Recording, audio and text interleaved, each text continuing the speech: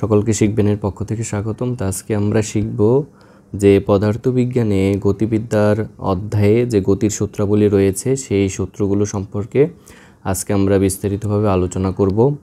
তো অনেক শিক্ষার্থীদের দেখা যায় যে গতির চ্যাপ্টারে যে গতির সূত্রাবলী ঠিকমতো বুঝতে পারে না, যে পদার্থবিজ্ঞানে কোন ক্ষেত্রে কোন সূত্র প্রয়োগ করতে হবে সেই যে বেসিকটি সেটি হয়তোবা বেশিরভাগ ছাত্রছাত্রীদের ক্ষেত্রে অজানা থাকে। তো আজকে আমি আপনাদের খুব সুন্দরভাবে বোঝানোর চেষ্টা করব যে পদার্থবিজ্ঞানে এই যে গণিতের যে ম্যাথগুলো থাকে গতির চ্যাপ্টারের, সেই ম্যাথগুলো কিভাবে সলভ করবেন, কখন কোন সূত্র প্রয়োগ করতে হবে সেই বিষয়টি আজকে আপনাদের আমি বুঝিয়ে দিব। তো প্রথমে আমি আলোচনা করব যে গতির সূত্রগুলি কী কী, মানে কী কী গতির মেইন সূত্রগুলো রয়েছে সেই সম্পর্কে এখন আমরা আলোচনা করব। আমি লিখে রেখেছি দেখুন। তো আমাদের গতির অ্যাকচুয়ালি মেইন 5টি সূত্র রয়েছে। তো সেই 5টি সূত্র আমি এখানে লিখে রেখেছি, আপনারা এখান থেকে চাইলে স্ক্রিনশট নিয়ে রাখতে পারেন, তাহলে আপনারা যে কোনো সময় এই সূত্রগুলো আপনারা রিভাইজ করতে পারবেন, ঠিক আছে। তো প্রথম সূত্রটি হচ্ছে যে V equal to you plus A T, এবং শেষ বেগকে হচ্ছে যে ভি দ্বারা প্রকাশ করা হয়, আদি বেগকে হচ্ছে ইউ দ্বারা প্রকাশ করা হয়, এ হচ্ছে ত্বরণ আর টি হচ্ছে কি সময়, তাই তো। এগুলো হচ্ছে সবগুলো স্মল অক্ষরের হবে। তো দ্বিতীয় সূত্রটি হচ্ছে যে V square equal to U square plus 2as, ঠিক আছে, আপনারা এটা মুখস্থ করে ফেলবেন। আর এস ইকুয়াল টু হচ্ছে যে U plus V by 2 into T, right. এখানে এস হচ্ছে কি, এস হচ্ছে সরণ, ঠিক আছে। আমি একটি ভিডিওতে আলোচনা করেছি, আপনারা দেখে থাকবেন, আমি ভিডিওটির ডিসক্রিপশনে দিয়ে দিব লিঙ্কটা, যে সরণ এবং দূরত্বের মধ্যে পার্থক্য কী, বা সরণ অ্যাকচুয়ালি কী, হ্যাঁ, পদার্থবিজ্ঞানে সরণ বলতে কী বোঝায় সেটির ডিটেলস একটি ভিডিও আমি করে রেখেছি। তো আপনারা সেই ভিডিওটি দেখবেন, তাহলে বুঝতে পারবেন যে সরণ মানে কি। তো এখানে এস হচ্ছে সরণ, তাহলে সরণ কীভাবে বের করবেন, যে S equal to you plus V divided 2, তার সাথে গুণ হিসেবে থাকবে টি মানে সময়। আর চতুর্থ যে সূত্রটি সেটা হচ্ছে S equal to U T plus half এটি স্কোয়ার, ঠিক আছে। তো এখানে এস হচ্ছে সরণ, তো সরণ বের করে দুইটি সূত্র আছে, একটা হচ্ছে u plus V by 2 into t, আরেকটা হচ্ছে ইউটি প্লাস হাফ এটি স্কোয়ার। আরেকটি সূত্র রয়েছে সরণ বের করে, সেটি হচ্ছে যে এস ইকুয়াল টু ভিটি। তো আমরা এস ইকুয়াল টু ভিটি কখন ইউজ করি, একমাত্র সমবেগের ক্ষেত্রে। এই সূত্রটি শুধুমাত্র সমবেগের ক্ষেত্রে প্রযোজ্য হবে, এছাড়া অন্য কোথাও এই সূত্রটি প্রয়োগ করা যাবে না। তো সমবেগ মানে কি, অনেক সময় দেখা যায় যে কোনো একটা বস্তুর বেগ সেম থাকে, মানে একই থাকে। ধরেন যে 5 সেকেন্ড থেকে 10 সেকেন্ড পর্যন্ত কোনো একটা বস্তু সমবেগে চলছে, তো আপনাদের কোশ্চেনে এরকম দেয়া থাকতে পারে, তখন হচ্ছে আপনারা সমবেগের ক্ষেত্রে এই সূত্রটি ডিরেক্ট প্রয়োগ করবেন, যে এস ইকুয়াল টু ভিটি। এছাড়া সমবেগ বাদে অন্য কোথাও এই সূত্রটি প্রয়োগ করা যাবে না, ঠিক আছে। তো আমরা এই হচ্ছে যে গতির মেইন সূত্রাবলী। এখন গতির কিন্তু পরন্ত বস্তুরও সূত্র রয়েছে। তো অনেক সময় দেখা যায় যে এরকম কোশ্চেন থাকে যে ভূমি থেকে এত মিটার উচ্চতা থেকে কোনো একটা বস্তুকে ফেলে দেওয়া হলো, ঠিক আছে, সেক্ষেত্রে তার বেগ, শেষ বেগ কত হবে, বা 2 সেকেন্ড পর তার বেগ কত থাকবে, এরকম অনেক কোশ্চেন থাকে। তো এই পরন্ত বস্তুর ক্ষেত্রে কিভাবে আপনারা কোন সূত্র প্রয়োগ করবেন সেই বিষয়টি আমি এখানে লিখে রেখেছি। যে পরন্ত বস্তুর গতি সূত্র বলে হচ্ছে যে 4টি সূত্র রয়েছে, সেম এই সূত্রগুলোর মতোই। দেখুন এখানে জাস্ট এই দুইটার মধ্যে ডিফারেন্স হচ্ছে, আপনারা বুঝতে পারেন। আমি যদি একটু দেখাই যে এখানে কি বলেছি, V equal to you plus G T, কিন্তু আমাদের মেইন সূত্র কী ছিল, V equal to you plus A T. তো দেখুন পরন্ত বস্তুর ক্ষেত্রে জাস্ট দুইটা জিনিস ভিন্নতা থাকে। একটা হচ্ছে ত্বরণ, যেটা আমরা নর্মালি এ দ্বারা প্রকাশ করি, সেটা পরন্ত বস্তুর ক্ষেত্রে হয়ে যায় জি, মানে অভিকর্ষজ ত্বরণ হয়ে যায়। এবং এখানে যেটা আমরা এস মানে সরণ বলি, পরন্ত বস্তুর ক্ষেত্রে সেটি হয়ে যায় এইচ, মানে হচ্ছে উচ্চতা হয়ে যায়, ঠিক আছে। তো এই দুইটা জায়গায় শুধু পরিবর্তন থাকে, এছাড়া বাদ বাকি পুরো সূত্রটি একদম গতি সূত্রের সাথে একদম মিলে যায়। দেখুন V equal to you plus G T, ওইখানে ছিল এটি, এখানে হচ্ছে G T. V square equal to U square plus 2gh, ওইখানে কি ছিল, V square equal to U square plus 2ah। আর পরন্ত বস্তুর ক্ষেত্রে সেটা হবে জিএইচ, বুঝা গেছে। তো ওইখানে আমরা লিখছিলাম যে S equal to U T, right, সরণ ছিল, কিন্তু এখানে হচ্ছে উচ্চতা, কারণ ভূমি থেকে কত মিটার উচ্চতা থেকে বস্তুটাকে ফালানো হয়েছে সেটা হচ্ছে যে ওই এইচ, ঠিক আছে। তো এক্ষেত্রে এইচ ইকুয়াল টু হবে u t plus half g t square. আর আরেকটা সূত্র ছিল s equal to you plus V by 2, সেটা পরন্ত বস্তুর ক্ষেত্রে হবে h equal to you plus V by 2 into t. তো গতির এই মেইন 5টি সূত্র যদি আপনারা মনে রাখতে পারেন, তাহলে গতির সকল সূত্রগুলি আপনাদের কমপ্লিট হয়ে যাবে, ঠিক আছে। তো পরন্ত বস্তুর ক্ষেত্রে আলাদা সূত্র মুখস্থ করার কোনো প্রয়োজন নেই, জাস্ট এই 5টা মুখস্থ করে পরন্ত বস্তুর ক্ষেত্রে আপনারা মনে রাখবেন যে এর পরিবর্তে আমরা জি বসাবো আর এস এর পরিবর্তে এইচ বসাবো, তাহলেই হয়ে যাবে, ঠিক আছে। এখন আমি আলোচনা করব যে কখন কোন সূত্র প্রয়োগ করবেন পদার্থবিজ্ঞানে।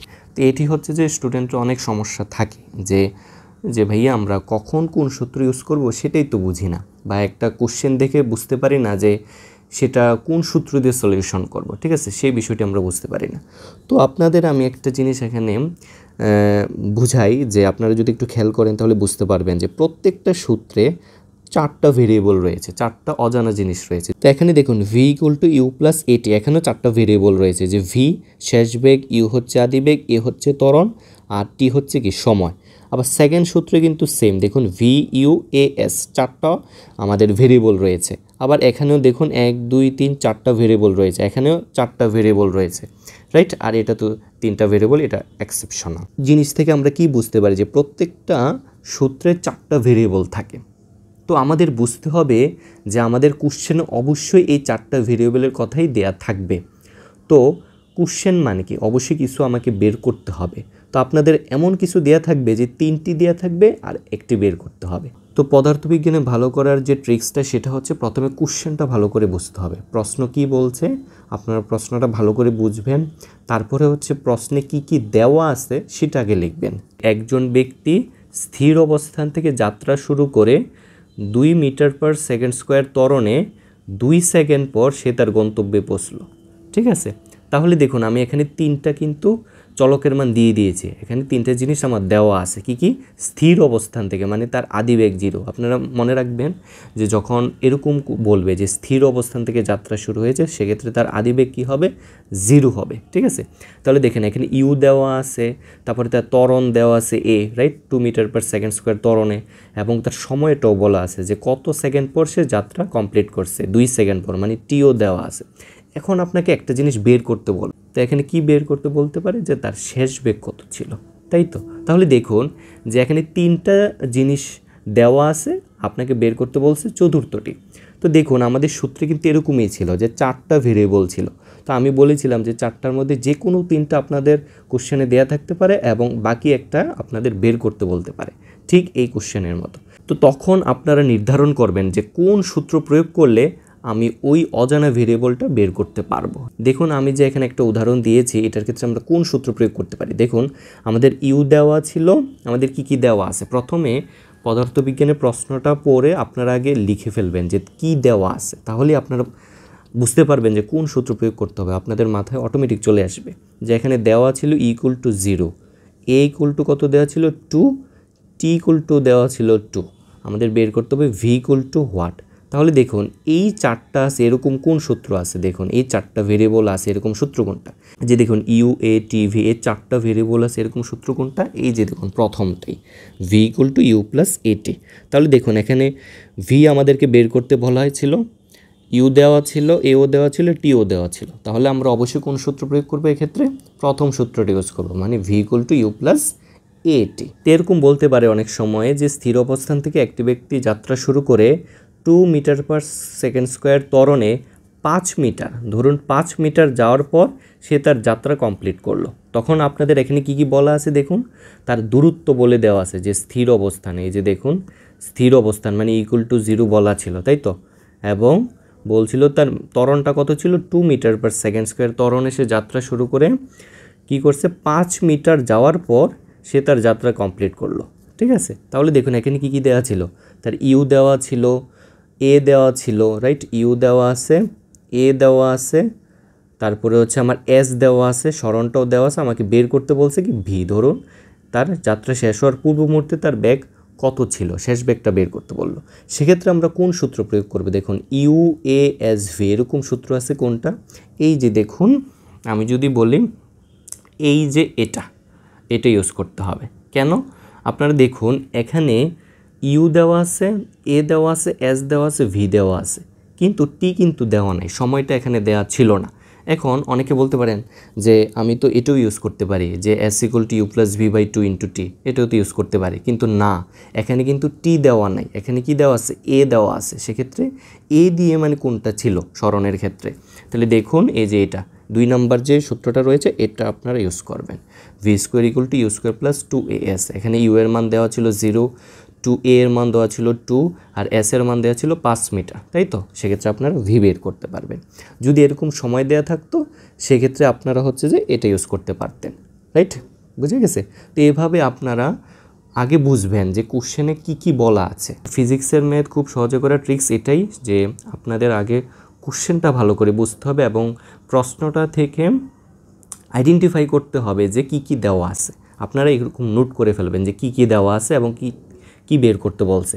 তখন আপনাদের মাথায় চলে আসবে যে এই 4টা সূত্রের মধ্যে কোনটার মধ্যে এই 4টা ভেরিয়েবল আছে অথবা এই 4টা ভেরিয়েবল আছে। তখন আপনারা বুঝতে পারবেন যে কোন সূত্র প্রয়োগ করলে আমি বাকি অজানা ভেরিয়েবলটা বের করতে পারবো, ঠিক আছে? তো এভাবে আপনারা প্রত্যেকটি সূত্র যদি মাথায় রাখেন, মুখস্থ করতে পারেন, তাহলে খুব সহজে আপনারা যে কোনো সূত্র ইউজ করতে পারবেন। যদি এরকম দেওয়া থাকে যে কোনো একটা বস্তুর আদিবেগ দেওয়া আছে আর ধরেন সময় দেওয়া আছে, ত্বরণ দেওয়া আছে, আপনাকে সরণটা বের করতে বললো, সেক্ষেত্রে কীভাবে কোন সূত্র প্রয়োগ করবেন? অবশ্যই আপনারা এই সূত্র প্রয়োগ করবেন। দেখুন এখানে আদিবেগ আছে, সময় আছে, ত্বরণ আছে এবং সরণও আছে। তো সরণ বের করার অ্যাকচুয়ালি 2টা সূত্র, একটা হচ্ছে S = U + V/2 × T, আর একটা হচ্ছে S = UT + ½ AT², ঠিক আছে? আবার এখান থেকে আপনারা সরণটা বের করতে পারবেন, ঠিক আছে? কোনো সমস্যা নেই, শুধু এটার মধ্যে সরণটা নাই, তাই তো? তো অনেক সময় আপনাদের এরকম বলতে পারে কোশ্চেনে যে কোনো একটা বস্তু 5 মিটার/সেকেন্ড সমবেগে 5 মিনিট চলার পর বস্তুটি স্থির হয়ে গেল, তো এই ক্ষেত্রে বস্তুটির সরণ কত? তখন আপনারা কীভাবে বের করবেন? যেহেতু সেই বস্তুটির বেগ ছিল 5 মিটার/সেকেন্ড এবং সেটি অবশ্যই সমবেগে ছিল বলা ছিল এবং কত সময় পর বলা ছিল? 5 সেকেন্ড পর, তাই সে থেমে গেছিল, তাই তো? সেক্ষেত্রে সরণ কীভাবে বের করবেন? এটা দিয়ে বের করবেন। মানে শুধুমাত্র যখন কোশ্চেনের সমবেগ উল্লেখ থাকবে যে ব্যাগটা সমবেগে চলছে, সেক্ষেত্রে আপনারা S = VT দিয়ে তখন সরণটা বের করবেন অথবা সময়টা বের করবেন, যেটাই বের করতে বলবে, ঠিক আছে? আর অন্যথায় আপনার এই 4টা সূত্রের মধ্যে যে কোনো একটা ব্যবহার করবেন। এটা ডিপেন্ড করবে কি দেওয়া আছে সেটার উপরে। আমি বারবার বলতেছি, যদি আপনারা কোশ্চেনটা ভালো করে বুঝতে পারেন তাহলে আপনারা খুব সহজে পদার্থবিজ্ঞানের যে কোনো অঙ্ক আপনারা সমাধান করতে পারবেন গতি বিষয়ক, ঠিক আছে? তো এখন আমি আলোচনা করব যে পরন্ত বস্তুর সূত্রাবলীর ক্ষেত্রে কিভাবে আপনারা সমাধান করবেন। তো এটাও সেম আগের মতোই, যে পরন্ত বস্তুর ক্ষেত্রে মানে কি, যে এরকম বলতে পারে যে কোনো একটা বস্তু ভূমি থেকে 5 মিটার বা ধরেন 10 মিটার উচ্চতায় আছে, ঠিক আছে? এখন ধরেন এরকম বললো যে বস্তুটাকে 10 মিটার উচ্চতা থেকে ফেলে দেওয়া হলো, ঠিক আছে? ফেলে দেওয়া হলো। এখন এরকম বলতে পারে যে ভূমিতে স্পর্শ করার ঠিক আগ মুহূর্তে বস্তুটির বেগ কত ছিল, ঠিক আছে? তো এটা আপনারা কীভাবে বের করবেন? দেখুন কোশ্চেনটা ভালো করে বুঝতে হবে। আমি বলছি কি, যে কোনো একটা বস্তুকে 10 মিটার উচ্চতা থেকে ফেলে দেওয়া হয়েছে এবং ভূমি স্পর্শ করার ঠিক আগ মুহূর্তে তার বেগটা কত ছিল। তাহলে কি দেওয়া আছে আপনাদের আগে আইডেন্টিফাই করতে হবে যে কোশ্চেনে কি দেওয়া আছে। তা আমি যদি বলি এখানে কি দেওয়া আছে বলুন তো দেখি। এখানে দেওয়া আছে কি, আরেকটা জিনিস খেয়াল রাখবেন যে যখন পরন্ত বস্তুর ক্ষেত্রে এরকম কোশ্চেন আসবে যে 10 মিটার উচ্চতা থেকে বা 100 মিটার উচ্চতা থেকে বস্তুটাকে ফেলে দেওয়া হয়েছে, তাহলে বস্তুটা ফেলে দেওয়ার ঠিক আগে কি অবস্থায় ছিল? দেখুন ফেলে দেওয়ার আগে কি অবস্থায় থাকবে? স্থির অবস্থায় থাকবে। তাহলে তার আদিবেগ কী হবে? এক্ষেত্রে অল টাইম তার আদিবেগটা হচ্ছে যে সবসময় 0 হবে, ঠিক আছে? এবং দেখুন আমাদের উচ্চতাও কিন্তু দেওয়া আছে যে কত মিটার উচ্চতা থেকে? 10 মিটার উচ্চতা থেকে তাকে ফেলে দেওয়া হলো। আরেকটা জিনিস হচ্ছে পরন্ত বস্তুর ক্ষেত্রে আমরা জানি যে অভিকর্ষজ ত্বরণের মান জানি কত? 9.8। এটা আমরা সবাই জানি, মুখস্থ, ধ্রুবক, তাই তো? এবং আমাকে বের করতে বলছে কি, ভূমি স্পর্শ করার ঠিক আগ মুহূর্তে তার বেগ কত ছিল, মানে হচ্ছে শেষ বেগটা আমাকে বের করতে বলছে। তাহলে দেখুন এখানে ইউ দেওয়া ছিল, এইচ দেওয়া ছিল, জি দেওয়া ছিল এবং ভি আমাকে বের করতে বলছে। তাহলে আমরা কোন সূত্র প্রয়োগ করব? এখানে দেখুন আমরা এই 4টা সূত্রের মধ্যে কোনটা প্রয়োগ করব? দেখুন খুব ইজিলি আপনারা বুঝতে পারবেন। আমরা প্রয়োগ করব অবশ্যই সেকেন্ড সূত্রটি। দেখুন এখানে ভিও আছে, ইউ আছে, জিও আছে, এইচও আছে। আমাকে বের করতে বলছে কি ভি এর মান। তাহলে আমরা যদি এটা প্রয়োগ করি তাহলে খুব সহজে সমাধান করতে পারবো। আমরা জানি কি V square = U square plus 2gh। তাহলে এখানে দেখুন ইউ এর মান তো 0 প্লাস 2 × জি এর মান আমরা জানি কত? 9.8 আর এইচ এর মান দেওয়া ছিল 10। তো আমি আপনাদের জাস্ট বোঝানোর চেষ্টা করেছি যে আপনারা এই সূত্রগুলো কিভাবে প্রয়োগ করবেন। যে পরন্ত বস্তুর সূত্রের ক্ষেত্রে আপনাদের এরকম টাইপের অঙ্ক আসতে পারে, চিত্র দিয়েও আসতে পারে বা বিভিন্ন টাইপের অঙ্ক আসতে পারে। সেক্ষেত্রে আপনারা যদি প্রশ্নগুলো বুঝতে পারেন তাহলে আপনারা খুব সহজে অ্যান্সার করতে পারবেন। তো পরন্ত বস্তুর অনেক সূত্রগুলো রয়েছে, যে অনেক সময় এরকম আসে যে ভূমি থেকে কত মিটার উচ্চতায় বস্তুর গতিশক্তি বিভব শক্তি দ্বিগুণ হয়ে যাবে, 1/3 হবে। তো এই বিষয়ক ম্যাথগুলো আমি সমাধান করে দেখাবো নেক্সট কোনো একটি ভিডিওতে। তো আপনারা আগে হচ্ছে সূত্রগুলো বুঝুন, তাহলে খুব সহজে আপনারা পরন্ত বস্তু এবং গতির যে কোনো অঙ্ক আপনারা খুব সহজে করতে পারবেন, রাইট। তো অনেক সময় আমরা এখানে মাইনাস ইউজ করি, অনেক সময় বলে যে স্যার এটা কখন মাইনাস হয় আর কখন প্লাস হয়। অনেক সময় দেখা যায় যে বই মাইনাস থাকে, বা অনেক সময় গাইডে বা টেস্ট পেপারে দেখা যায় মাইনাস তারা ইউজ করে। কেন ইউজ করে? তো আপনাদের বলে রাখি যে যখন এরকম বলবে যে কোনো একটা বস্তুকে উপরের দিকে নিক্ষেপ করা হলো, ধরেন যে এখানে বস্তুটাকে আমি ফালাইছি কোন দিকে, ভূমি বরাবর, ভূমি বরাবর না হয়ে যদি উপরের দিকে নিক্ষেপ করে, ধরুন যে একটা বস্তু এটা হচ্ছে ভূমি, ধরুন একটা ব্যক্তি কোনো একটা ধরেন বলকে উপরের দিকে নিক্ষেপ করলো, ঠিক আছে, উপরের দিকে নিক্ষেপ করলো। এরকম টাইপের যখন অঙ্ক আসবে যে উপরের দিকে নিক্ষেপ করা হয়েছে, তাহলে ভূমিতে পৌঁছতে তার কত সময় লাগবে, রাইট। এক্ষেত্রে হচ্ছে যে আপনারা হচ্ছে যে এখানে মাইনাস ইউজ করবেন। অ্যাকচুয়ালি সূত্র মাইনাস হয় না, এটা মাইনাস হবে হচ্ছে যে জি এর কারণে। অভিকর্ষ বল কাজ করে হচ্ছে ভূমি বরাবর, পৃথিবীর ভূপৃষ্ঠ বরাবর, তাই তো অভিকর্ষ বল। পৃথিবী যে বলে হচ্ছে যে কোন বস্তুকে আকর্ষণ করে, সেটাই তো, তাই তো। তো এক্ষেত্রে অভিকর্ষজ ত্বরণ তাহলে কোন দিকে কাজ করবে? অবশ্যই ভূমি বরাবর, মানে হচ্ছে যে নিচের দিকে কাজ করে অভিকর্ষ বল, তাই তো। তাহলে নিচের দিকে যদি বলে এরকম যে বস্তু ফেলে দেওয়া হয়েছে, সেক্ষেত্রে আপনারা অবশ্যই জি এর মান প্লাস ধরবেন। আর যদি এরকম বলে যে কোনো একটা বস্তুকে উপরের দিকে নিক্ষেপ করা হলো, ভূমি থেকে উপরের দিকে, তাহলে এটা অবশ্যই ভূমির উল্টা দিকে প্রয়োগ করা হয়েছে, উপরের দিকে, সেক্ষেত্রে অবশ্যই কী হবে? জিটা নেগেটিভ হবে। এক্ষেত্রে জি হবে নেগেটিভ। আর জি নেগেটিভ মানে কি?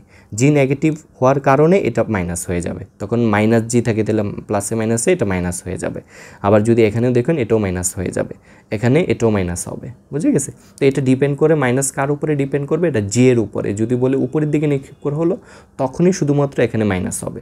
এছাড়া বাদবাকি সকল ক্ষেত্রেই এই সূত্রে এটা প্লাসেই থাকবে, জি এর মান পজিটিভ হবে যদি নিচের দিকে বলে, ঠিক আছে। তো আপনাদের মেইন কাজ হচ্ছে আগে কোশ্চেনগুলো ভালো করে বোঝা, দরকার হলে 5 মিনিট বা 10 মিনিট বুঝে কোশ্চেনগুলো আগে বুঝবেন যে কী বলছে কোশ্চেনে এবং কী কী দেওয়া আছে, ঠিক আছে। সেটা যদি আপনারা নোট করে ফেলতে পারেন, তাহলে আপনাদের মাথায় চলে আসবে যে এই ক্ষেত্রে আমরা কোন সূত্র প্রয়োগ করতে পারি, কী কী দেওয়া আছে এবং ওইটার জন্য আমাকে কোন সূত্র প্রয়োগ করতে হবে, সেক্ষেত্রে আপনারা বুঝতে পারবেন, ঠিক আছে।